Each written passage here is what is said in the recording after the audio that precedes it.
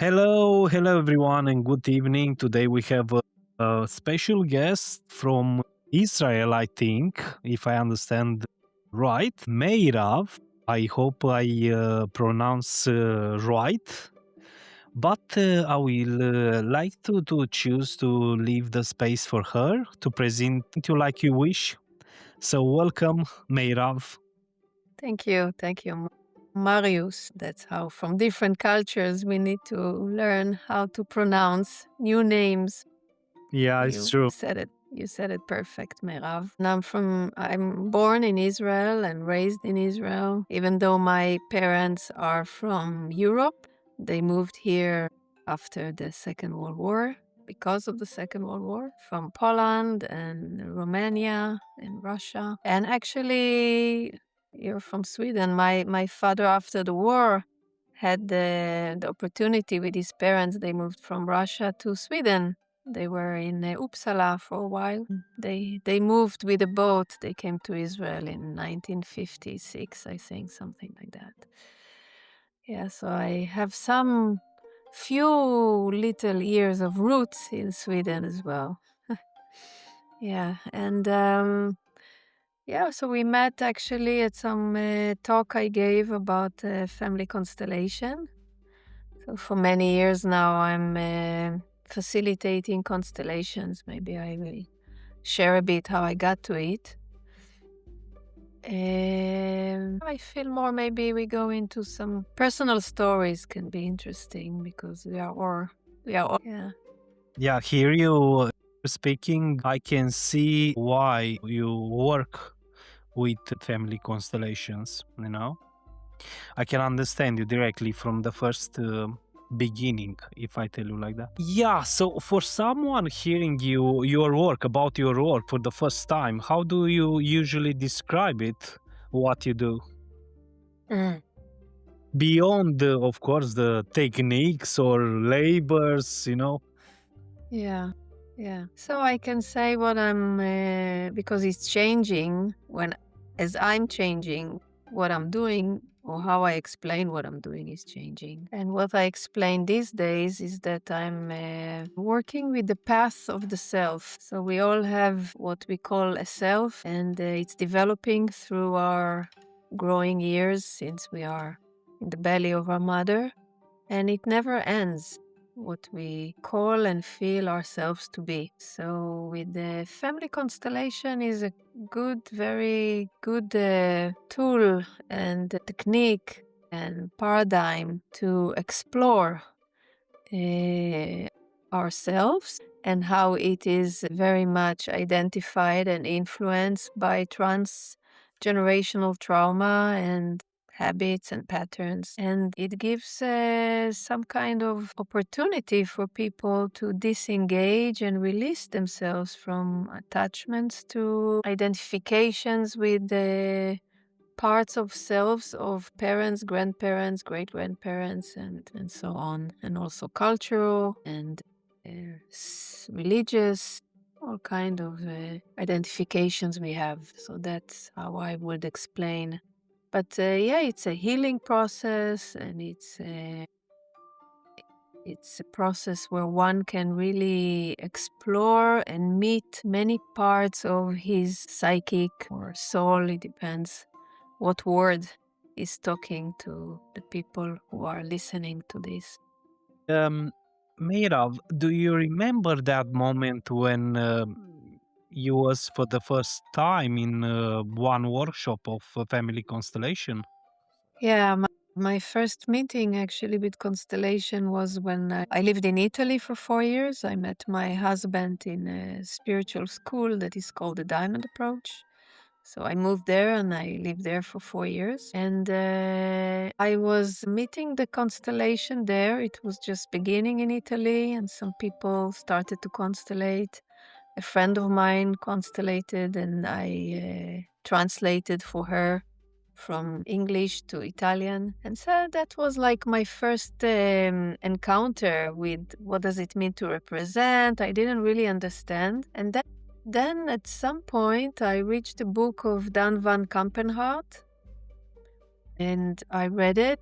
I think The Tears of Our Ancestors. it's called. And it influenced me very much because he's talking about a big constellation he's been doing with groups, big groups of people. And when I moved back to Israel, I met my teacher, which is Ishai Gaster, and he's direct teach student of Bert Hellinger. And I studied with him for 2 years, and that was my beginning of. But it was a very long beginning. I remember in the beginning it was really, I didn't understand what does it mean to represent? Do we need to perform? Do we need to act? How come I'm feeling so many things? And who is this thing that I'm feeling? Is it mine? Is it the clients? It's regular questions that people ask, yeah. Yeah, a little bit like in the movie Another Self. Exactly, that's what I thought about, yeah.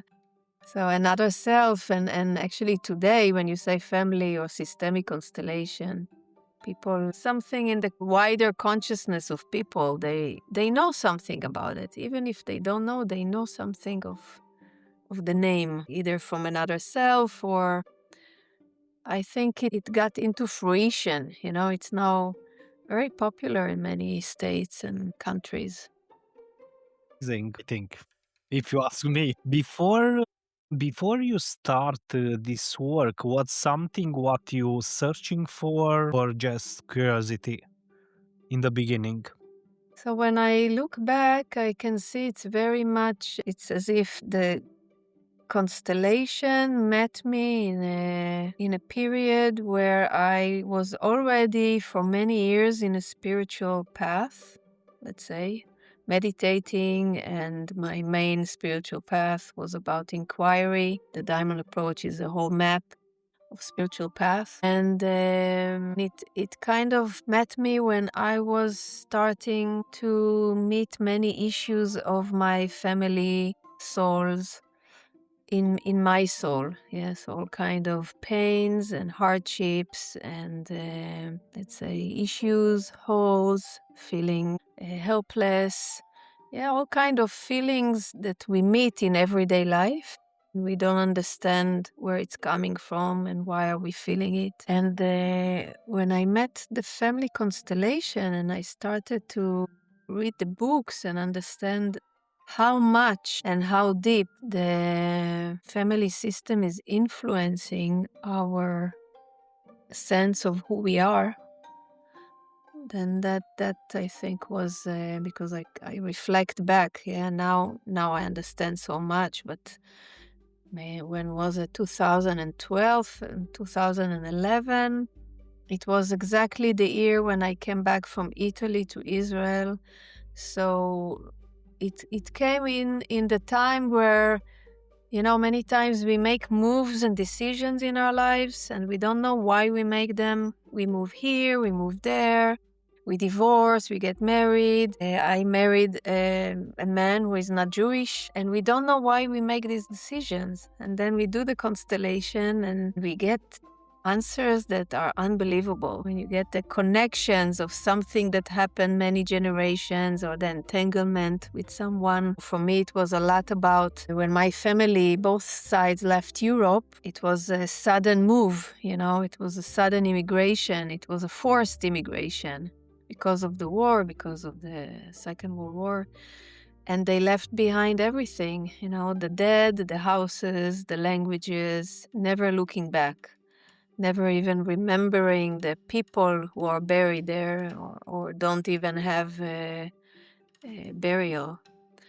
And so something of this took my soul back to Europe to find a life there, to find a husband there, and it's stronger than us. It's really stronger than this small Meirav who can say, "Oh, I decided." I'm not sure I decided. It's like we decided, the whole family decided that we need to remember something of Europe. And my daughter was born there, so yeah. Maybe to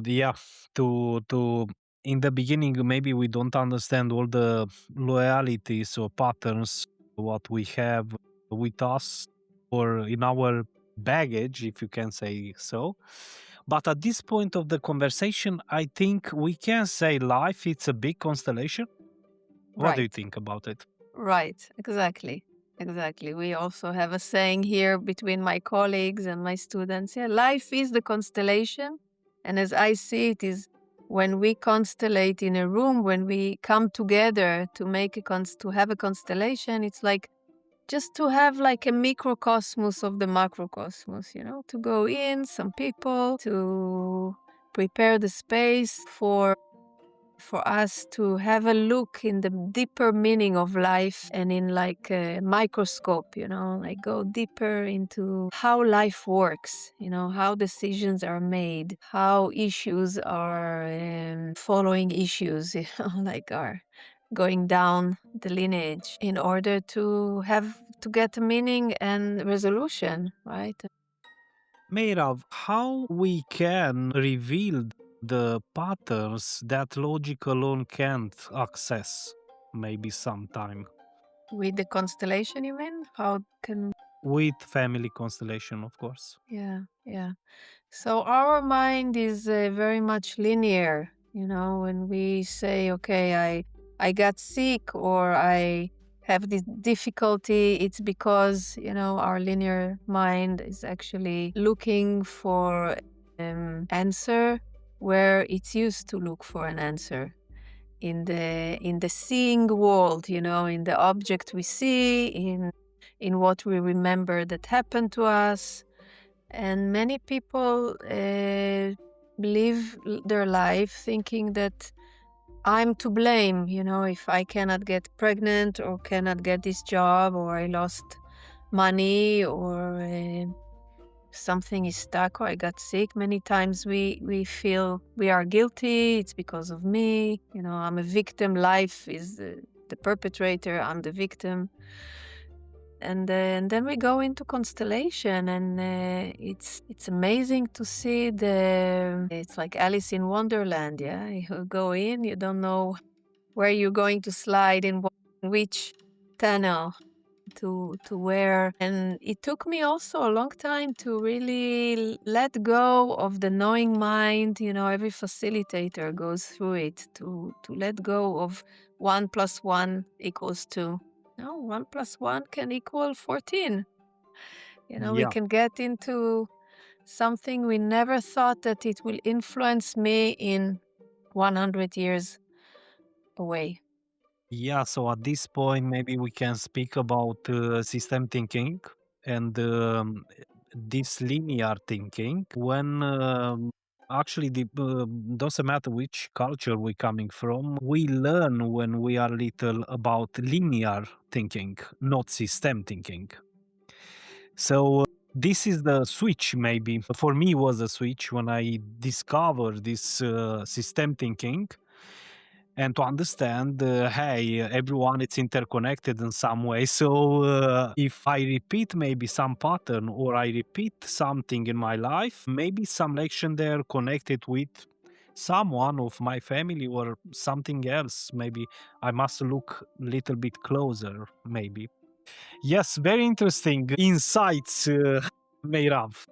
Yeah. Now we shift a little bit in the diamond approach. Very interesting for me, but I don't know so much. So I will ask you more about it. Can you share what the diamond approach is exactly with your words? Right, yeah. So maybe I connect the systemic view that you spoke about to the diamond approach because I see it's very much connected. When we are born into a family and into our society, we need a self to survive. We need an ego self to survive. And this ego self needs to really align with the habits and the patterns and the beliefs of the system we are born. It's a family or a culture or a group of people. And usually we stay there, we stay bind to this cultural, it makes us safe, it makes us feel belong, it makes us feel in our place. And kind of answers us for we get answers for our everyday questions in our surrounding. And to go into systemic view means to go beyond this ego self. So in a systemic view, right, in the family constellation, what we do is usually we start to bring, if it's me, father and mother, we bring a bigger system, the grandfather, grandmother, great-great-great-father. Yeah? And if we do more a collective organizational work, right, so we bring a bigger system like an ecosystem or a spiritual or a beyond earth system that influences the organization or the culture. Yeah, we are looking always to, I call it, to wake up the systemic neurons in our brain. And spiritual work does the same. What's why we usually go to spiritual work, yeah, is people go even to meditate and suddenly they have an experience that they call it's beyond the mind, right? It's beyond the experience of the mind, of the regular mind. I know I'm Meirav and I was born here and I have a father and a mother. I suddenly can have an experience of maybe beyond even the body. Yeah, I can sense myself as a big presence or a undifferentiated structure of, like you said, we are all one, everything is connected. Yeah, so all these experiences are part of what the diamond approach brings into its contemporary spiritual work, and it started in the 70s by a man called Hamid Ali. He's from Kuwait and he moved to America after his studies and many experiences that he had and teachings that he got. He kind of, something came through him which he called at later time the diamond approach, because it came as a huge very precise, synthesized map of where our experience can expand to. So there are teachers. I'm a teacher of the diamond approach, and what we usually do is we meet one-on-one people and to inquire. We call it self-inquiry, where we bring into the person the field of presence. We teach how to be present in the moment and what block being present in the moment and discover, all the blockages. So actually I've been doing both constellation and diamond approach work for many years. And now when they are all one in my soul, I see so much how they complement each other's wisdom, because they both work with the phenomenology. So it doesn't matter if you bring representations to get phenomenology to speak to you, or I tell you now, please, Marius, close your eyes, look inside, and tell me which experience you find there. Yeah, and let's follow it. Right? So, Okay. And you yeah. guide them through the Yeah, wow, through the nice. phenomena that arises within yourself to discover more of who you are. Yeah, so we have personal work in the diamond approach. There are small groups. There are even bigger groups of 100 and something that the teacher sits, and there's transmissions to each time on another subject of discovering who you really are. But the diamond, the word diamond Right. symbolize something, or it's Yes, just, yes. Yeah. So yeah? the word diamond came because Hamid and some other Karen Johnson, which is also teaching with him, it came as a structure. He actually saw a diamond, so like us, the potential of being ourself. This is a diamond what you're holding?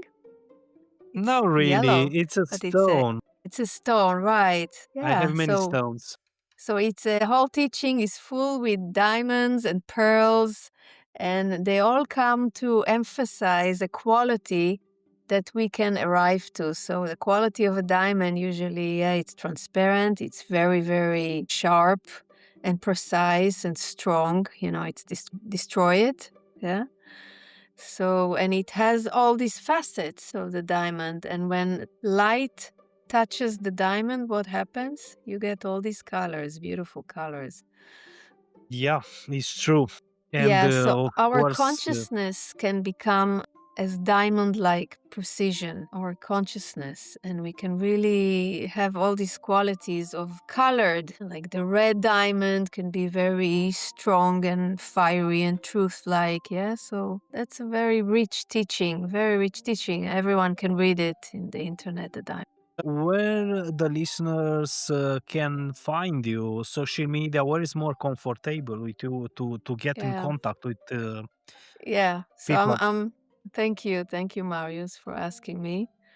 Yeah, so I'm kind of a late bloomer. So I've been teaching and working in Israel for many years, and now actually in the last months, I mean, in the Corona, I was teaching a lot on Zoom, and so you can find a lot in Facebook about me, Meirav Schreiber, Family Constellation or Meirav Schreiber. And my site is actually still in Hebrew, so I have to make some adaptation to English. But whoever needs to find, uh, yeah, finds me, and we can always do either, a session of diamond approach to taste what it is like, or a constellation facilitation, a group, a personal encounter. Yeah.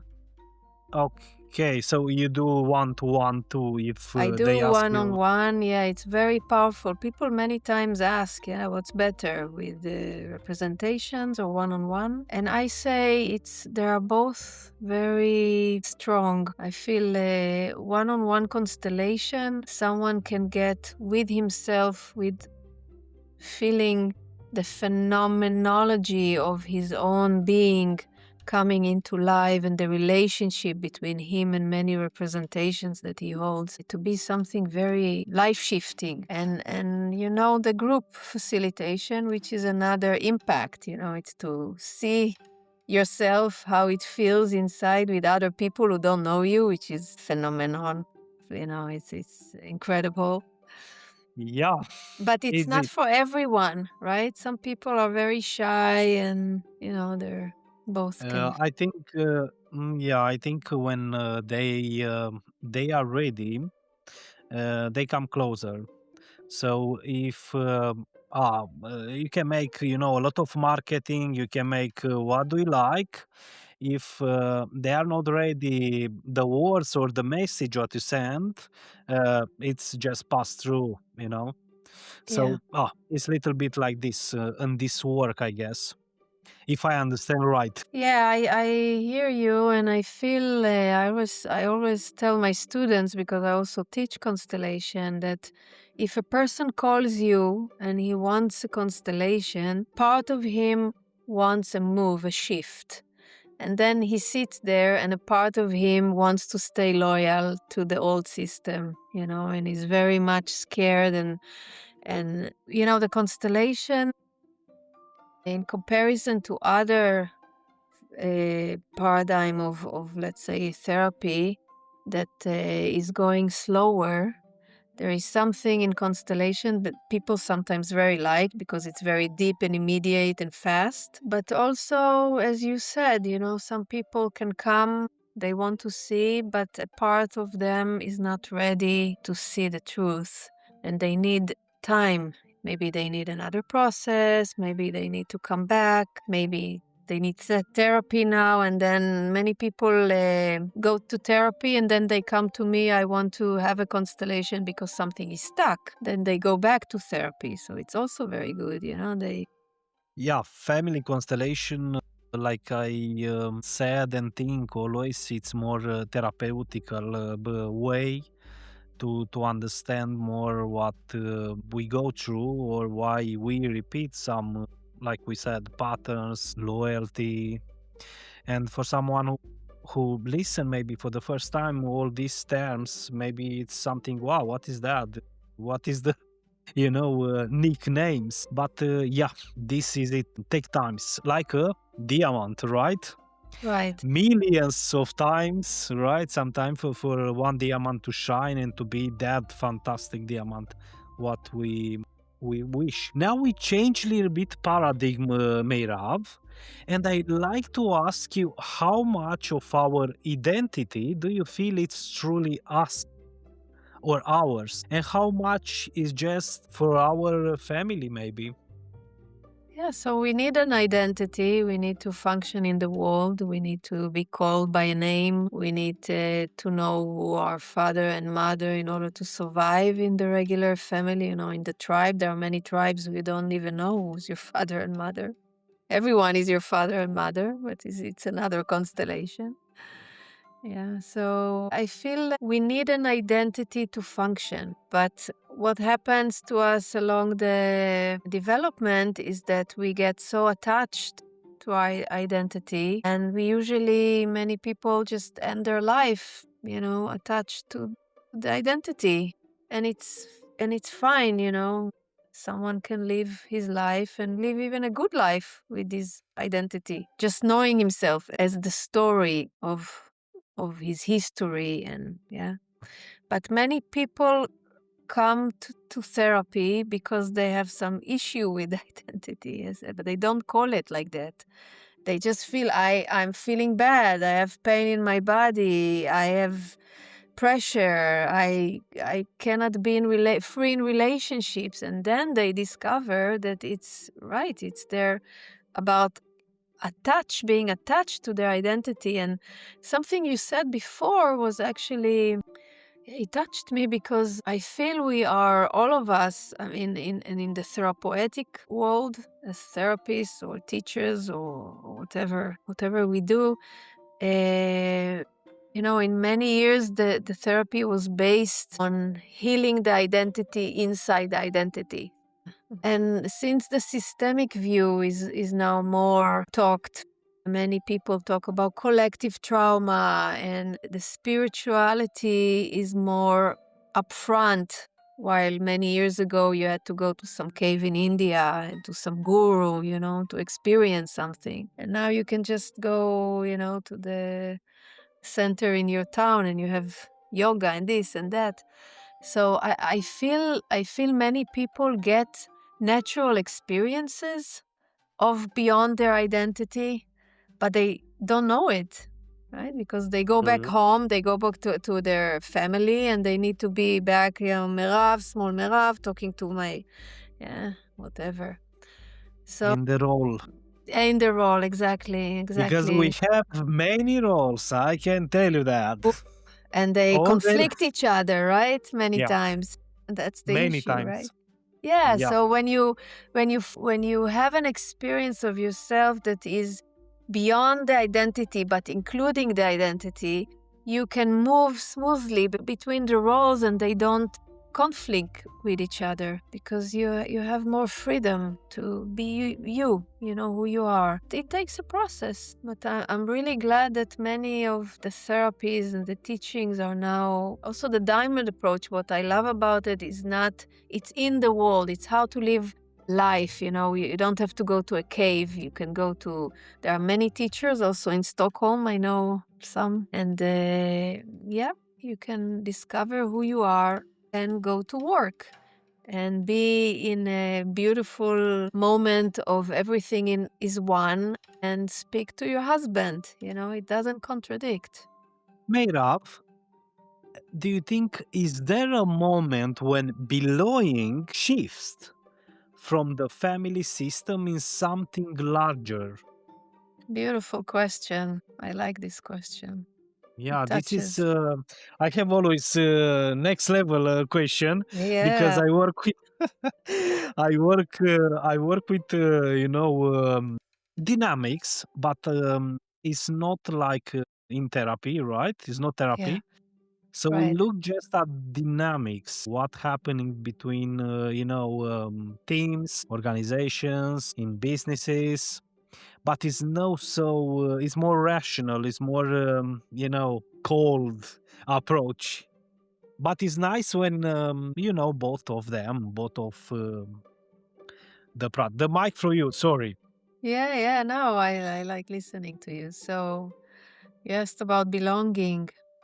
Yeah. So I will sense my body when I answer. I sense my body because I feel my physical body needs a sense of belonging that my that another other parts that are not my body don't need. It's like my body really needs the belonging to the human tribe, human being tribe. I'm a human. I have a body of a human. I'm not a tiger or a cat, right? So I'm belonging, and then there is some sense of having belonging to a certain culture or country or religion. So being an Israeli and a Jew, we know today that not only Israeli and Jew, but many cultures and religions, by being very identified with belonging, can bring a lot of tension and pressure in the soul, in the body, right? Because I have to be scared, or somebody will see me as the perpetrator or victim, whatever. And when that gets released, also through systemic work and spiritual work, it's a good question. What happens to belonging? So I have moments where I don't need any sense of belonging, because belonging is intrinsic in my sense of being here right now. It's like, I can say, the belonging becomes being present in the moment. That's be. I always like to say it's be longing. It's like our longing to be, right? It's like a longing to just be, and then you don't need to belong to any group, to any identification. Right. Meirav, if you have a message to the world, what will be? Yeah, I love your questions. So nice. And you came really in time, because it took me a long time to cook as someone who works with people, and I will answer you what I'm feeling lately when I speak to people, is that I feel that to go on in life without taking in both hands the gift of knowing who we are is really missing so much. So I know many people, even right now, don't have the opportunity because they need to survive. Like my parents, my grandparents, they couldn't, go to any sessions. So they needed to survive. They came with nothing. They needed to work, to have money, to get the family. So I really invite us, I'm talking also, I include myself, to be open to see how, as a species, as humanity, we can bring the opportunity for everyone. It doesn't mean they have to take it, but to have them it available, that they can come to a place and be able to ask, who am I? What do I want? What is the meaning of my life? What did I come to do here? What is my purpose of being here alive? And it's such a gift to be able to ask it even once. Doesn't matter what age, 20, 40, 98, maybe. Yeah. Yeah, it's this kind of question what shift everything. I must to tell you that. And in the same time, I like to ask you what freedom means to you. Mm. Yeah, I smile, I breathe. And that's part of freedom for me, is that being alive and forming, life is forming through me in the here and now, can be expressed freely. That's freedom for me. And I'm talking from this place, comparing it to many places where I'm still not free in front of some people or in some situation. I can feel this, something coming up in my Body. experience, in my body. Yeah, a phenomena comes up and it's blocked and it cannot complete itself, right? So that's where I feel I'm not free. I'm not free to say, to express, to share love, or to express anger. And we know this. We know this from our childhood, all of us as humans. But as we grow, and this is what freedom to, and then question comes, so what does it mean if I want to harm someone. Does that mean freedom to harm? But the freedom I'm talking about is very connected to the expression of love in freedom, to the expression, not love, only personal love, but what we call in the constellation the field, the knowing field, or in spiritual realms, they many times speak about as consciousness or presence, that it's free to express the individual me, and it's coming from goodness, the intrinsic goodness of life that wants to bring more life and express itself. That's freedom for me. Amazing, Meirav. I would like to thank you for everything what you bring to tonight to the podcast. I thank you for your lovely questions and inviting me. Yeah, I'm A really lot of glad. insights, and I hope the listener they take the golden nuggets what every person enjoy this podcast. My name is Marius, and thank you for listening.